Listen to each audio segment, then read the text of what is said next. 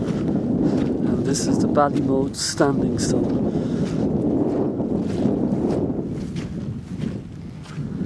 And it's quite big.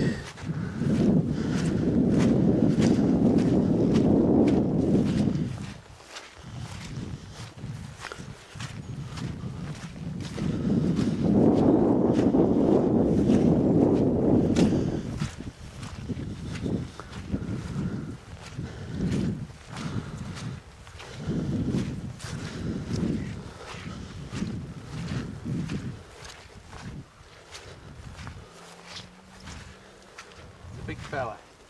Yeah. Must be 10, 12 feet tall. Well, and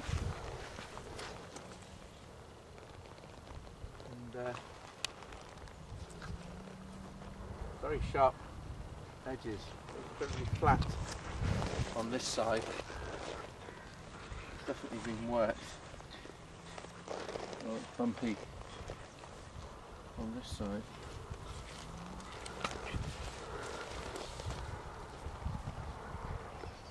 Nothing much to see going that way. Obviously we're very close to Matthewstown.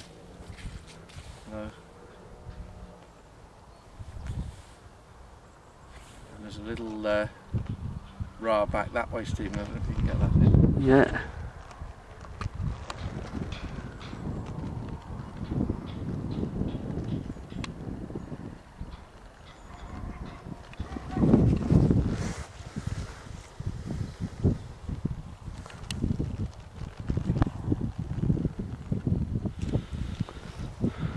Point over to the hills over here, and there's a big rock there. I was in those hills once, and it's very Tolkien-esque kind of landscape in there, and just lots of bigger versions of that type of rock dotted all over the place up there. And this standing stone here is right in the view of him. Big, isn't he? That's it. Very tall. One of the biggest we've come across. Yeah. As with Matthewstown, the land is extremely boggy here. Although again it's on a little bit of a rise. If you pan over there you can see the field drops. So this feels like an artificial mound to some extent as well. And obviously the little Ra over behind us is, I got is definitely artificial. It's quite interesting how the two are so close together. You know, maybe this is the moon and that's the Venus, the lion and the lamb. Be interesting as well to take a line from here to the little Ra and then see where that leads on to as well.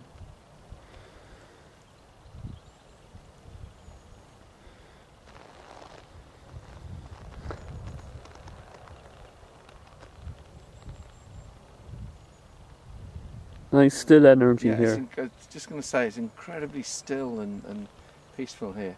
Very little wind. When we were up on Matthewstown, it was blowing a gale and it was very chilly. Carriglon was the same. Here it's almost as though the air currents are standing still.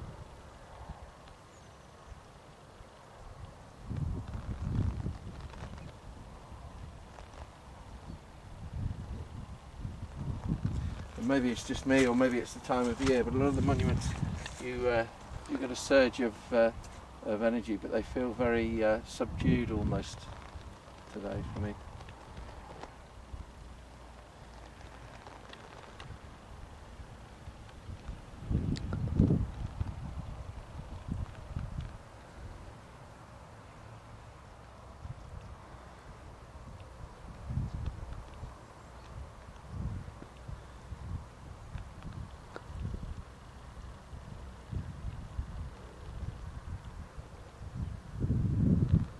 This is older than that, and the Ra behind us, but they're two sides of the same coin. I think they were trying to tap into the same energy or ley line or whatever the stone was here first, Yeah. and then maybe this one.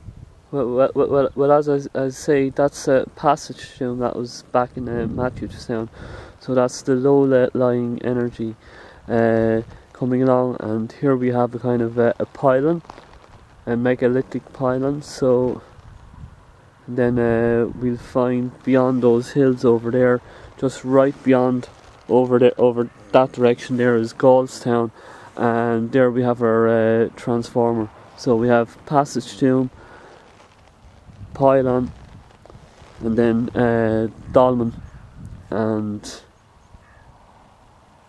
that's where kind of the two energies. Yeah, but equally there seems to be an awful lot going on here. I mean, Yeah. Stephen's already. I think that was a quarry up there. I think that's where they got some of the stones from. But there's another interesting little hill up there. Various earthwork striations in the ground up where those horses are. That feels very old. So the whole landscape's got a very ancient feel to it. Ancient vibe. And yeah, I was going to say the time that these things, all these things were done to the earth and to the landscape, there were actually very, very few people around. You know, you're talking about the population a few thousand years ago. The population of Ireland was mentioned, was counted in thousands of people. You know, but I get the impression that there were real concentrations of people here. Yeah. I mean, the other point to remember is that an awful lot of Ireland, when these things were put up, would have been completely forested. So there wouldn't have been that many clearings. Travelling around would have been extremely difficult. Again, it's to do with electromagnetics, and feel those energies coming out of the earth, and they were, you know, we don't see the electromagnetics today, they're not around, which is very obvious, and the earth was much more electromagnetically active. But I think another thing as well, that, you know, a lot of this landscape, probably not these fields here, these fields would have had to been cleared, maybe not, I mean they're very marshy, maybe the trees couldn't grow here, but certainly up on top of the rocky hills there, you know, there would have been no trees there, so that would have been an obvious place that you could live, because there was actually space up there, and you had a view around, and you know, that would help to safeguard you or enable you to see what's going on. So maybe there weren't trees, maybe it was too marshy on this this landscape, or whatever type of landscape that